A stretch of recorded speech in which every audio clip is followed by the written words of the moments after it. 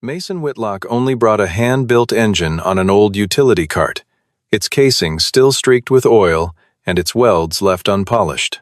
But in an exhibition hall worth millions of dollars, CEO Charlotte Bancroft looked him up and down and laughed. "You actually think this scrap heap belongs on the same stage as our technology?" Mason said nothing.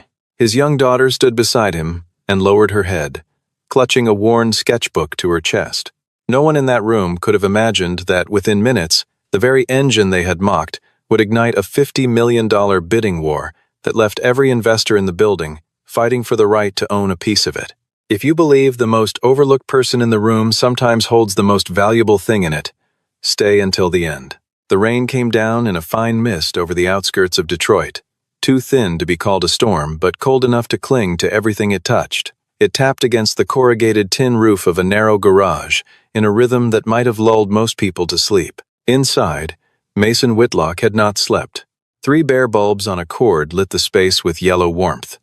The smell was motor oil and metal shavings and something faintly electrical, the smell of a machine being coaxed toward life.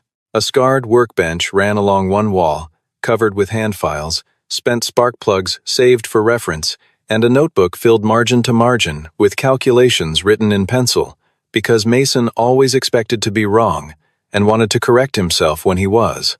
He was 34 years old, though the lines around his eyes suggested more. His shirt was a faded blue chambray, cuffs rolled to his elbows. His hands were what told the real story calloused at the palm, stained in the creases with oil that no soap fully lifted, steady as a surgeon's when he worked. He carried himself quietly, with the posture of someone who had learned that taking up less space was sometimes the only strategy available. In the corner, on a folding chair with a wool blanket around her small legs, Hannah Whitlock slept, 7 years old, with her mother's dark eyelashes and her father's habit of going quiet when something mattered. She was holding a composition notebook with a cracked cover her mother's, filled with notes that were part science journal, part personal correspondence addressed to no one in particular. Hannah carried it everywhere. She said it made her feel less far from her mother, and Mason had never once asked her to put it down. An hour before, she had looked up and asked something he was still turning over in his mind.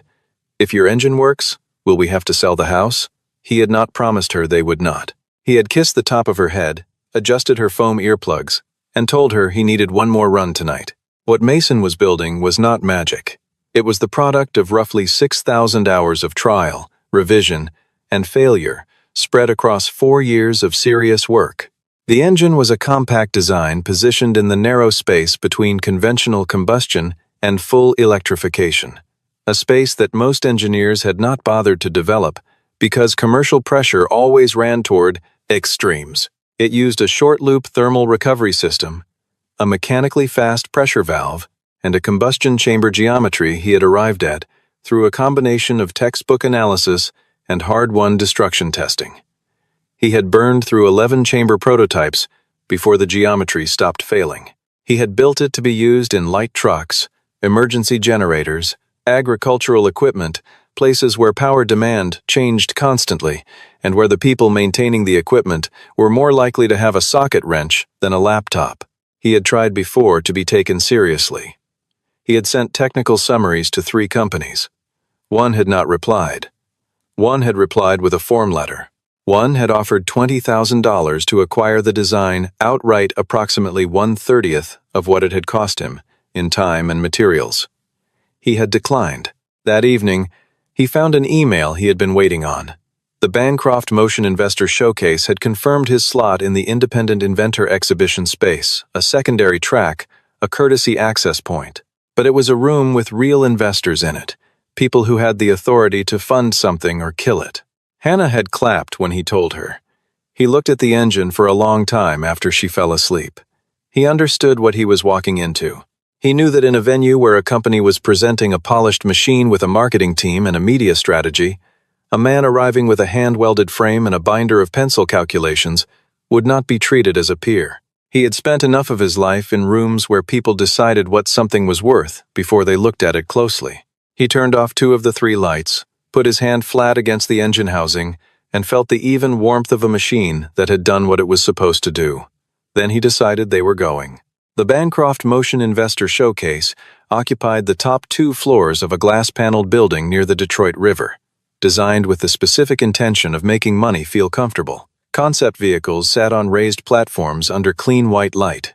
A bank of LED screens cycled through efficiency statistics and emission projections, the vocabulary of transformation, rendered in a typeface that cost more per letter than most people's hourly wage. Charlotte Bancroft moved through it with the ease of someone who had built this environment and knew exactly what it was supposed to do. She was 29 years old, with a manner that suggested she had learned very early to give nothing away. She had taken over Bancroft Motion from her late father 3 years ago, and she had spent those years proving that the board's initial assumptions about her were wrong. The effort had left a precision in her that could read, depending on context, as confidence or coldness. Today was the most important day the company had seen under her leadership. The showcase was the centerpiece of a capital raise that could push Bancroft Motion's valuation into territory that would change what was possible. If the flagship drivetrain performed the way her engineering team had promised, the funding would follow. If it did not, she would be managing fallout well into the following year. Connor Blake, head of engineering, intercepted her at 7:45. He was 42, with a broad-shouldered confidence assembled over 2 decades of knowing which projects to take credit for and which risks to avoid. He reported that the flagship prototype was ready. He said there were no concerns worth mentioning. There was, in fact, a concern worth mentioning. A junior engineer named Tyler had flagged 3 days earlier that under high-resistance load simulation, thermal output was climbing faster than the models predicted. Connor had reviewed the flag, determined the numbers remained within acceptable tolerance, and told Tyler that acceptable tolerance meant acceptable. Charlotte asked about the independent inventor list. Connor mentioned a mechanic named Mason Whitlock with a self-built engine and made clear what he thought of the matter. Charlotte told her event coordinator to keep independent exhibitors in the auxiliary space and away from the primary demonstration area. She moved on. She had larger things to manage. When Mason arrived with Hannah, he parked near the service entrance. A security guard directed him to the freight elevator. 2 attendants looked at the engine frame on the utility cart and said nothing, but their silence communicated their assessment clearly enough. Hannah stayed close to her father. She was observant in the way children who have spent time in hospitals become observant reading rooms, reading people, deciding quickly where safety was and was not. She could feel the way people were looking at them. Mason crouched beside her before they entered the elevator. He said, "We're here to let the engine run. That's the only thing we're here for. Not to ask anyone to do us a favor." She took his hand, and they went in. In the auxiliary space, Mason began setting up. A few younger engineers drifted over, curious about the recovery loop, the unusual valve placement, the compact thermal geometry. One started to speak, but Connor Blake appeared in the doorway and looked at the engine the way someone looks at an object already categorized. He said at a volume that carried, "Did you build this in a barn?" It was not a question. It was a public classification. This thing is primitive. This man is beneath consideration. Mason looked up from his checklist, met Connor's eyes briefly, then returned to checking a wire connection. He did not respond. Connor noted the silence and did not like it. He told Mason the testing protocol's independent exhibitors could access the load testing rig only after the primary demonstration concluded, then left. Mason understood the message. He continued working. The incident that would define the morning happened approximately 40 minutes before the main demonstration began. Charlotte was conducting a walkthrough because Samuel Grant and Abigail Monroe, 2 of the most significant investors present, had asked to see the full floor. Samuel Grant was 58 years old and had made a practice of forming his own opinions before listening to anyone else's. His father had worked in a machine shop, and he had never fully lost the instinct for recognizing when someone was doing real work. The group stopped in front of Mason's engine. Mason was adjusting cable routing when they arrived. Hannah stood nearby, holding the sketchbook. An older investor asked what the device was designed for. Mason answered directly. Light, duty trucks, emergency power generation, agricultural and industrial applications requiring stable output under variable load. Connor spoke before the investor could respond, in the tone that is affable and contemptuous, in precisely the combination most effective at producing laughter. He said that anyone with a welder and a pile of salvaged parts could describe themselves as an innovator these days. A few people smiled. The investor who had asked did not. Charlotte felt the group's attention and took the opening. She asked whether the engine had been certified by any independent testing facility. Mason said he had not yet been through full third-party certification because the cost was beyond his current budget. Charlotte said, "So you've brought an uncertified prototype to an investor event, and you're asking people to take your word for it." Mason said he was not asking anyone to take his word for anything. He was asking to run the engine under the standard load test in front of anyone who wanted to watch, using the facility's own measurement systems. A test, not a testimony. Charlotte looked at the engine's mismatched metal surfaces, the hand-laid welds, the carefully labeled but visually imperfect assembly. She looked at Mason's worn clothes, and she said it. "You actually think something built in a garage like this belongs on the same stage as Bancroft Motion's technology?" The words landed hard not because they were shouted, but because they were measured and certain in the way dismissals are when the person delivering them has the power to make them stick. Hannah's chin dropped. She pressed the sketchbook against her chest with both arms. Beside her, Mason put a hand on her shoulder, and for a moment the geometry of the scene was clear to everyone watching. A child absorbing a public humiliation on her father's behalf. A journalist near the doorway began recording. Charlotte added, "This event isn't a venue for dreams welded together with hope." She meant it to be decisive. It was, but in its decisiveness it revealed something, and at least one person in the group noticed. Hannah said, very quietly, "My dad didn't weld it with hope. He welded it with nights he didn't sleep." The group went still. Several people looked at Mason rather than the engine for the first time. Samuel Grant looked at him carefully at his hands, at the engine, at the child who had just said the truest thing in the room. Charlotte said there might be time after the main demonstration for a load test. She walked away. Samuel lingered a second longer than the others, then walked on. Mason sat down beside Hannah. She asked if he was upset. He said, "No, people laugh before they hear the truth." She nodded once, seriously, the way she did when she was deciding to believe something. The phone call from the bank came through at 9:54. The representative was professionally sympathetic, 2 months overdue, 30 days before the lien process would move forward. Mason said he understood, ended the call, and arranged his face before turning around. Hannah had heard enough. She did not ask what category the call belonged to. She already knew. She opened her mother's notebook instead. Near the back, in careful handwriting, "Don't let people who measure things in money be the ones who decide what your work is worth." Rebecca had been a middle school science teacher who wrote in her notebooks the way some people pray to put language around what she believed so it wouldn't dissolve when things got hard. After Rebecca died, Mason had spent 3 months barely touching the engine. He went back to it because Hannah asked him to when she was 5 years old. She had found him in the garage sitting in front of the covered components and said, "Mom would be mad if you left it." He had laughed not what he expected and started uncovering them. Samuel Grant returned to the auxiliary space alone that morning. He asked how long Mason had been working on the engine. 6 years, Mason said, the last 3 most productive. Samuel asked to see the test data. Mason handed him 3 sheets of handwritten documentation: temperature curves, power output measurements, fuel consumption per cycle, and a complete log of component failures and their causes. 12 valve failures across 5 prototypes. 3 bearing failures. 1 combustion event that had scorched the garage wall. The data was not beautiful. It was real.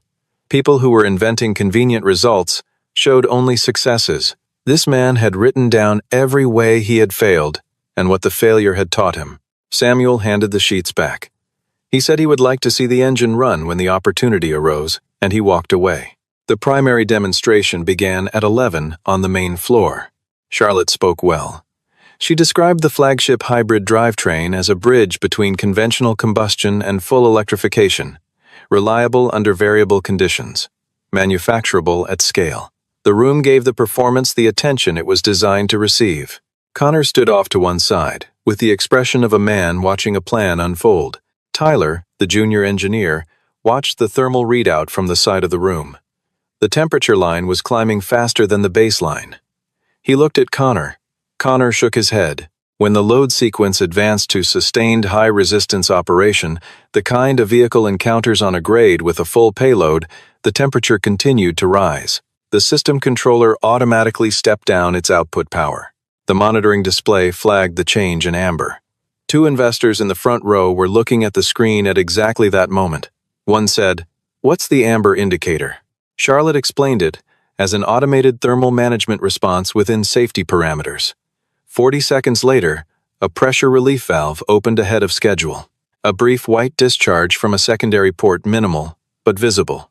The combined effect produced exactly the atmosphere Charlotte had spent 2 years working to avoid. Abigail Monroe said, "If this system's thermal management triggers under standard load, what does that mean for fleet reliability?" Connor moved to manage the narrative, attributed the behavior to conservative demonstration parameters. Tyler looked at his shoes. Samuel Grant turned in his chair and looked toward the exit that led to the auxiliary corridor. When Samuel said he wanted to see the other engine run under the same load parameters, Connor objected. Uncertified prototype, no institutional backing, insufficient testing history. Samuel said, "I didn't ask your opinion of the engineering. I asked to see it run." Charlotte looked at the monitoring screen still showing the amber flag. She made a calculation. She said, "Bring it in. Same load parameters. His equipment, his risk."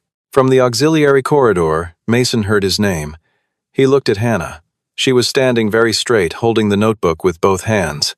He picked up the equipment case and walked toward the main floor. The wheels of the utility cart made a different sound on the polished main floor. The room's attention reoriented. Against the clean lines of Bancroft's staging, the engine looked like a working document beside a finished presentation. Connor stated the conditions loudly. Same load parameters, no unauthorized modifications, no unvetted software. Mason said he needed only his mechanical interface and an independent power measurement device. He produced a one-page technical spec. A facility engineer confirmed the interface was standard. Charlotte watched Mason move around the engine, and for the first time, noticed what she had not made room to notice before. He moved in the precise, unhurried way of someone who had performed these checks more times than they could count. He wasn't performing competence. He was exercising it. She had a feeling she did not like, which was the feeling of having been wrong. Before the engine started, Mason said only this. The engine had been built for real operating conditions, not demonstration conditions. It optimized for stability under load variation, the kind that happened in actual work, on grades, with variable payloads, in heat and dust. He had built it to be fixed with ordinary tools by ordinary people. If anyone wanted to understand the design, he would explain every component. Someone near the back said, "Just run it." He ran it. The initial sound was lower and rougher than Bancroft's prototype. A few people exchanged small smiles. Connor's expression was the attentive look of a man who had decided he would find fault and was waiting. Within 10 seconds, the sound smoothed into a consistent register, not impressive in the way of polished things, but impressive in the way of things that work properly. Temperature, nominal. Pressure, nominal. Output matching the load draw.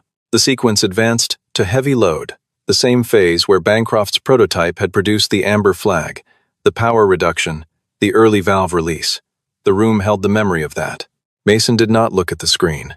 He looked at the engine. He put 2 fingers against the housing and felt what was happening inside. His fingers were still. Nothing happened that he had not expected. Output stayed constant. Temperature reached a plateau and held. The efficiency figure on the screen began to differentiate fuel consumption per unit of output measurably lower than the adjacent Bancroft column. Abigail Monroe stood up and walked to the monitoring screen. She looked at the numbers without intermediary interpretation. Charlotte had stopped crossing her arms. She stood with her hands at her sides. A second engineer said quietly, "The valve reacted faster than electronic actuation would have." The first said, "It's mechanical," as if that explained something important. Connor asked for sensor confirmation. Same equipment used for the Bancroft demonstration. He suggested the comparison was complicated by different starting conditions. The engineer said, audibly, "The comparison is fine."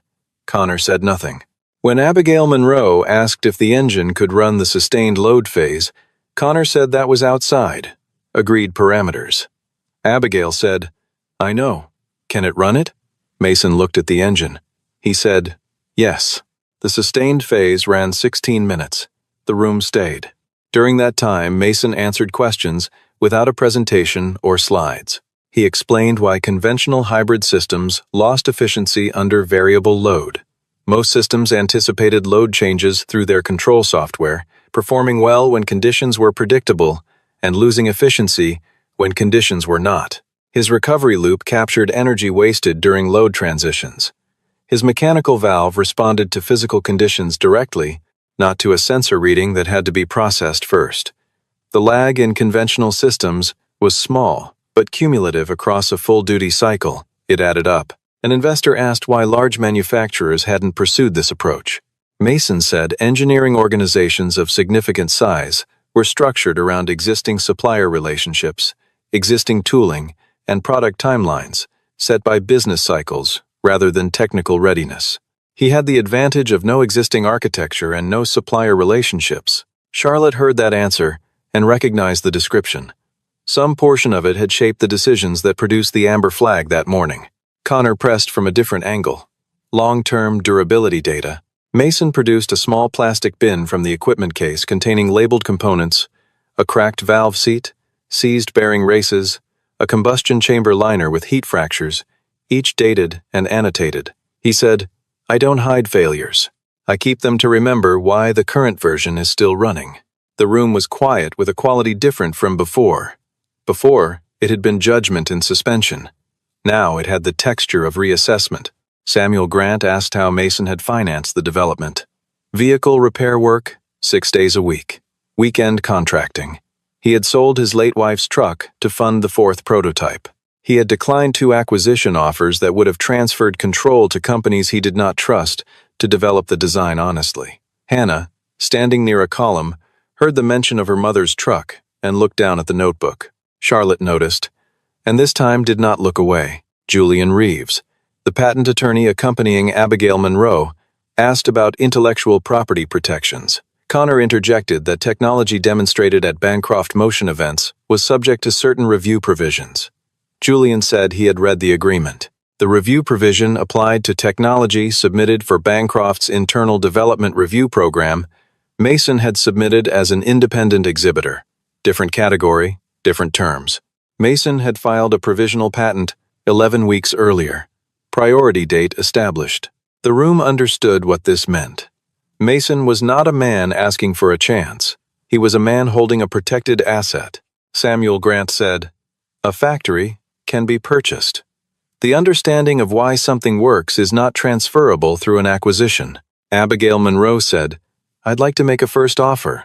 $5 million for commercial licensing rights in the industrial clean equipment sector, with Mason retaining full design ownership and a lead technical role.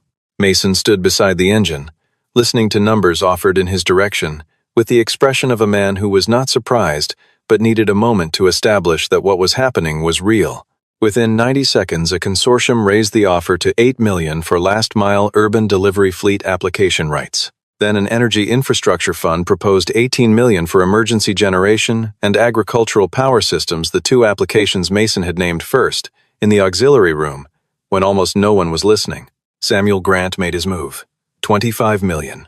Structured not as an acquisition but as a development and protection package funding for full certification, an engineering team, a production-ready testing facility with Mason's technical authority and founder rights intact. Charlotte understood what Samuel's offer represented.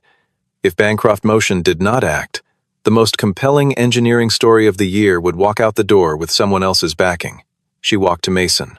She looked at him directly and said, I'd like to discuss a production partnership, Bancroft's facilities, testing resources, supply chain, and distribution in exchange for a co-development agreement on one product line, with your technical standards governing the process. Mason looked at her for a long moment. He did not speak. Samuel Grant, from across the room, said, Charlotte, are you making this offer because you believe in him, or because you're afraid of losing him? The question was surgical. It required an honest answer from a woman who had spent the morning in a room full of people who needed her to appear unafraid. Charlotte looked at Samuel. She looked at Mason. She looked at Hannah, who was watching everything from near the column. Charlotte said, I made an error this morning. I evaluated a piece of engineering by the condition of its casing and the profession of the man who built it. That was wrong. And it was the same error my engineering team made 22 months ago. And I let the culture that makes that error possible continue inside my company. She said, "I'm not saying this to get the deal. I'm saying it because it's true," Hannah said from near the column. "My dad doesn't need you to think his engine is worth something. He just needed you to not call it garbage." Charlotte looked at the child. She said, "You're right, and I'm sorry." The bidding resumed with a different quality. The Energy Infrastructure Fund raised its offer to $30 million. A logistics corporation countered with $35 million for priority freight vehicle rights. Samuel Grant and Abigail Monroe began a bilateral conversation that excluded the other bidders, the kind that happens when two serious parties recognize that combining forces is more productive than competing against each other. Julian Reeves moved to Mason's side and said quietly, "Sign nothing today. Not until you have your own counsel review every term." Mason said, "I know." Julian looked at him with mild surprise. Mason said, "I've been waiting 6 years. I'm not going to stop reading carefully now." The number Samuel and Abigail arrived at together was $50 million. $15 million in operating capital for Whitlock Drive Systems, $20 million for full certification testing, regulatory compliance, and pilot production infrastructure, $10 million for patent protection and legal defense, ensuring the design could not be acquired and suppressed by a larger competitor, $5 million in a protected trust for Hannah's education and medical needs, the condition requiring no negotiation. Mason would retain technical authority over the development process. The $50 million figure did not appear because the engine was worth $50 million as a single object. It appeared because 6 years of documented development, a defended intellectual property position, 600 hours of operational data, and a man who had demonstrated in front of every investor in the building that he understood his subject from the inside out assembled together. That package was worth $50 million to people whose job it was to evaluate such things. When Samuel stated the final package publicly, the room absorbed it. There is a category of silence that significant money produces when it is real enough to require adjustment by everyone present, including the person receiving it. Mason looked at the number on the screen. He looked at his engine still running steadily. He looked at Hannah. She was crying very quietly, not from distress, holding the sketchbook with both arms. He walked off the staging area and crouched in front of his daughter. He said, "Your mom would want us to read every page of the contract before we sign it." Hannah laughed and cried at the same time, the way people do when relief and grief arrive together. Around them, the room exhaled. The revelation about Connor Blake did not produce a dramatic confrontation. By the time Julian Reeves confirmed the sequence through the junior researcher's account and the document trail in Bancroft's internal system, the outcome was not in doubt. Connor had received a technical summary from Mason submitted through a program Connor oversaw and had filed it as insufficient technical basis without disclosure when related development work later began. He had not stolen the design in any precise legal sense, but he had seen the idea, decided the person proposing it was beneath consideration, and used his institutional authority to ensure no one else looked at it either. When Mason appeared at the event, Connor had worked to contain him not because the engine was bad, but because the engine being good would be a problem for the morning he had planned. Charlotte asked why he hadn't disclosed the submission. Connor said there were hundreds of external submissions each year. The standard for engagement was technical credibility, supported by institutional backing. A mechanic's proposal wasn't a credible submission under that standard. Charlotte said, "That standard is what I'm changing." Samuel Grant said, "Technology doesn't die from lack of funding. It dies because the people with authority won't look at hands that are stained with work." Charlotte suspended Connor from all active projects, announced an internal review of the entire submission process, and committed Bancroft Motion to establishing a structured independent inventor evaluation program with a transparent technical review board and published criteria that did not include educational institution as a qualification category. Connor left. The conversation about his professional future would happen elsewhere, in the way that accurate consequences do when they are proportioned to actual conduct. Charlotte walked to where Mason and Hannah were standing. She crouched to Hannah's eye level. She said, I made you feel ashamed of your father this morning. That was the worst thing I did today, and I'm sorry for it." Hannah looked at her father first. Mason nodded. Hannah looked back at Charlotte. "My dad doesn't need you to think he's rich. He just needed you to not call his stuff garbage." Charlotte accepted it. She turned to Mason. "I judged your engine by what it looked like. I judged you the same way. I did it because it was easy, and because I had the authority to do it without anyone stopping me. I'm sorry." Mason was quiet. Then, "I don't need the moment back. You can't return it. But you can make sure no one else who walks in here gets treated that way." Charlotte said, "I will." In the weeks that followed, Mason read everything. He reviewed the draft term sheets with the attention he gave to stress calculations. He hired a patent attorney and a contract attorney and paid for both from the provisional advance Samuel Grant's fund released within 10 days. He used the same advance to bring his mortgage current, and the specific category of anxiety that had been living in his chest for 14 months began to lift. Charlotte came to the garage. She drove herself, without her communications team, and stood outside the door for longer than was strictly necessary before she knocked. Mason let her in. The garage looked the same. The workbench, the battered notebook, the organized salvaged parts, and carefully labeled failed components. The photographs on the shelf. The calendar still had Hannah's medical appointments marked in red pen. Charlotte moved through the space, slowly. She read the labels on the failed components. She looked at the handwritten calculations. She understood, in a way that was different from intellectual understanding, that the engine had not been built from ambition. It had been built from survival, love, and the stubbornness of a person who had decided that other people's assessments of his work were not the final word. Hannah appeared and asked, "Do you still think my dad's engine is ugly?" Charlotte said, "I never thought it was ugly. I didn't know how to look at it." Hannah decided this was honest, and she came in and opened her mother's notebook to a page near the back, a rough drawing of the engine's first iteration, with a note in Rebecca's handwriting underneath. "This is going to work. I don't know all the reasons yet, but I know this." Charlotte read it twice. She asked who had written it. Hannah said, "My mom, the year before she got sick." Charlotte was quiet. Then, "She was right." Hannah said, "I know." That evening, Mason and Charlotte talked for a long time outside. Charlotte told him that her father had started Bancroft Motion in a workspace not much larger than this garage, with used equipment and a design he'd refined over 4 years before any investor took him seriously. After he died, she had felt the need to become something no one could question. Polished, decisive, never uncertain, because the board she inherited was full of men waiting for her to be what they expected a 26-year-old woman to be. She said, "I ended up performing the confidence instead of building it, and I stopped being able to tell the difference." Mason didn't offer absolution. He told her that the difference between performing competence and having it was the same as the difference between a machine designed for a demonstration and a machine designed for work. Both could produce impressive output in controlled conditions. Only one held up when conditions changed. He told her his conditions for any working relationship: technical decision-making authority, an engineering team that included experienced tradespeople alongside credentialed engineers, as a matter of functional practice, and a portion of future proceeds allocated to respiratory health programs for children in industrial communities. Charlotte accepted all three and signed a letter of intent incorporating them as binding requirements. This was where the respect between them began, not from the morning's drama, not from the 50 million, and not from the apology. It began in an agreement that treated the conditions as real. Whitlock Drive Systems was incorporated.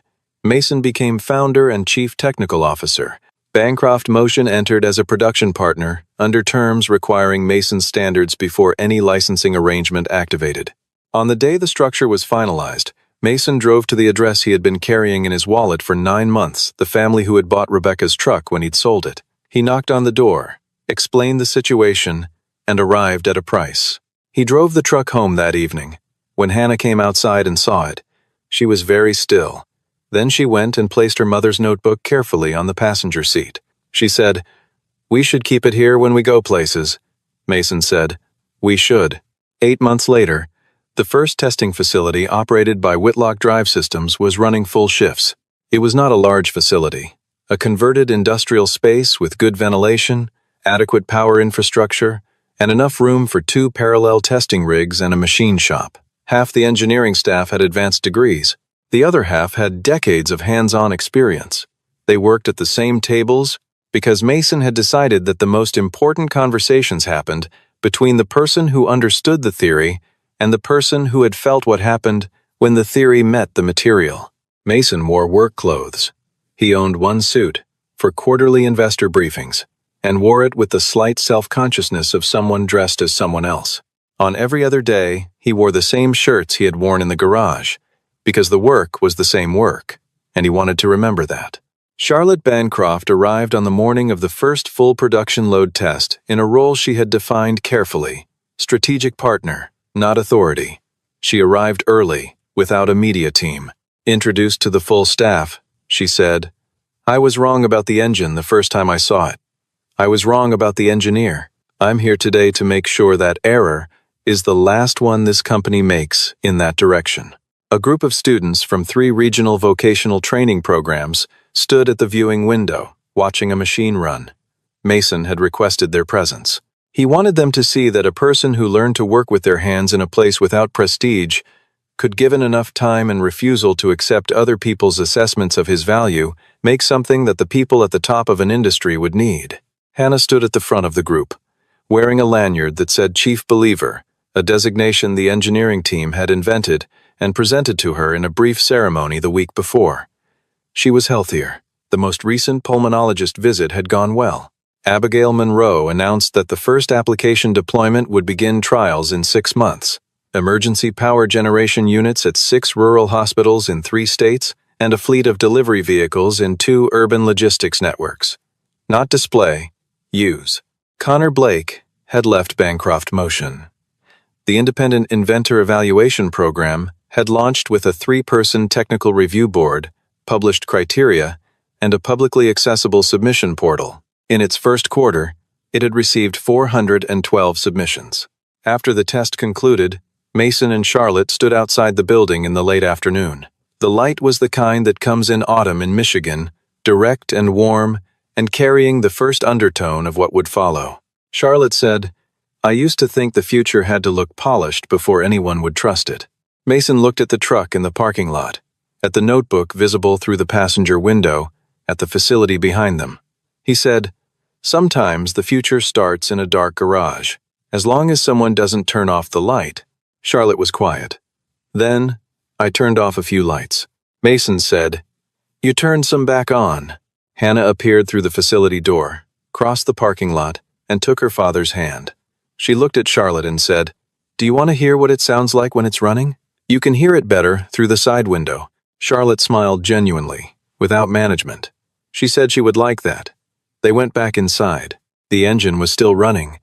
The sound came through the safety glass in layers, the low continuous register of the drive cycle, the slight harmonic shift when the load stepped, the settling back to equilibrium that Mason had designed into the recovery system after the 4th prototype finally taught him what equilibrium sounded like when it was actually achieved. It was not a dramatic sound. It was the sound of something doing what it was supposed to do. Mason stood behind his daughter and Charlotte, who were both looking through the viewing window, and he let himself be still. He thought about the 3 a.m. cycles, about the phone call from the bank, about Hannah's question about the house. He thought about the moment on the exhibition floor when Charlotte's words had landed on his daughter. He thought about Rebecca's notebook and the line that said, "This is going to work. I don't know all the reasons yet, but I know this." He thought about every time someone had dismissed the engine or dismissed him, and about the choice he had made each time to stay, not because he was certain it would lead anywhere, but because leaving would have meant accepting someone else's assessment of the value of what he was doing, and he knew that assessment to be wrong. People had laughed at Mason Whitlock's engine because it looked assembled from salvage, because it came from a garage, because the man who built it wore oil-stained clothes and had no institutional affiliations. What they had not known, what they had not taken the trouble to find out, was what it actually did, and what it had been built from.